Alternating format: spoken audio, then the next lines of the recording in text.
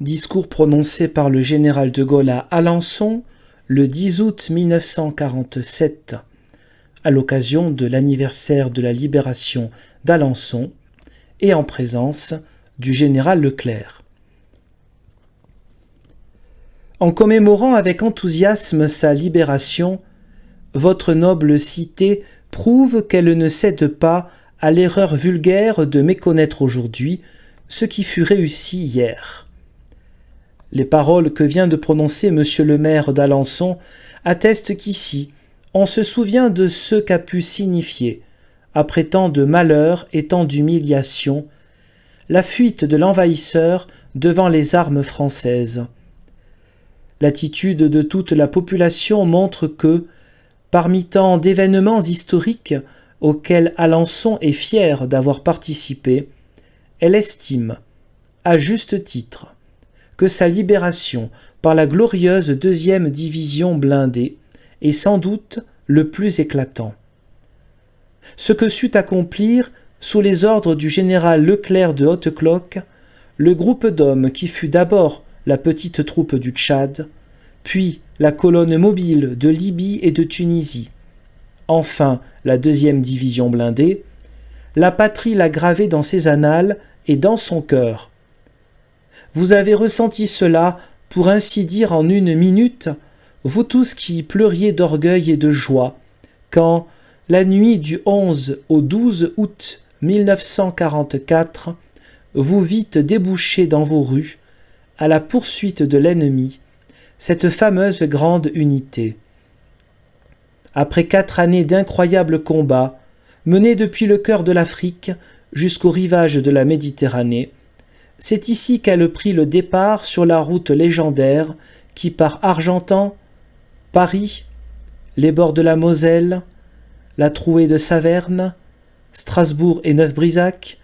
devait la mener jusqu'à Berchtesgaden, le jour même où le Reich allemand capitulait devant les armées alliées et françaises. Mais si notre peuple discerne ce qu'une pareille épopée, offerte à sa propre gloire, a comporté de valeur de la part du commandement, de courage, d'habileté, de discipline de la part des troupes et des services, il ne saurait manquer d'en tirer des conclusions qui lui soient utiles pour le présent et pour l'avenir.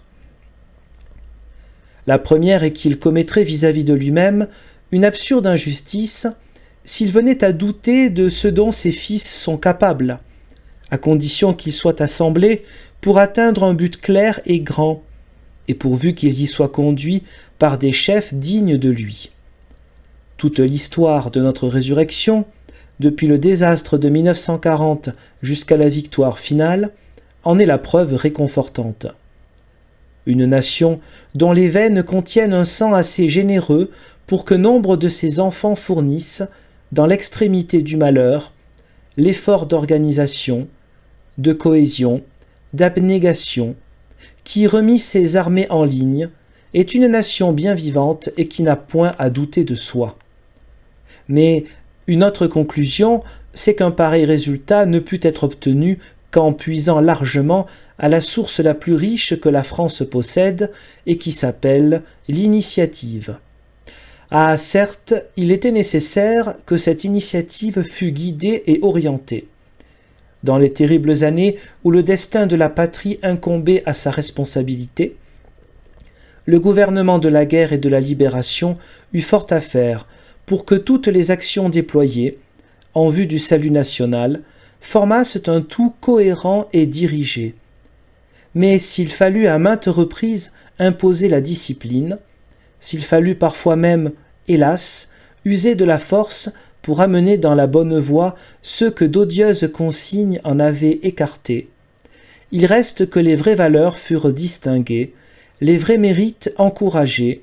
la pléiade des chefs victorieux dont le libérateur d'Alençon est l'un des plus illustres, aussi bien que la masse généreuse de leurs soldats et compagnons, notamment les meilleurs dont les corps ont jonché la route, attestent que ce fut là une politique assez efficace. Le canon s'est tu. La France,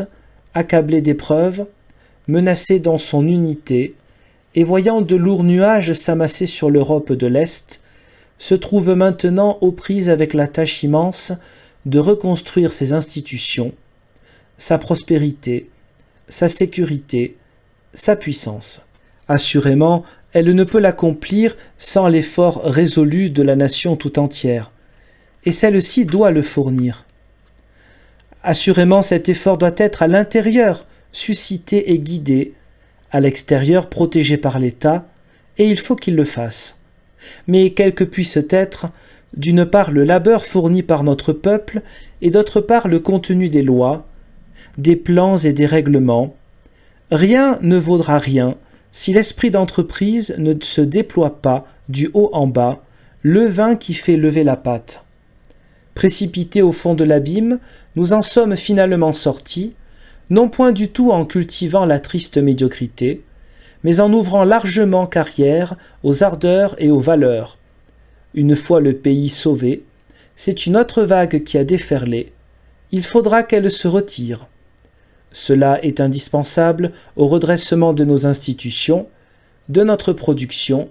de notre rayonnement et de notre force, faute de quoi nous risquerions d'être emportés par la prochaine tempête.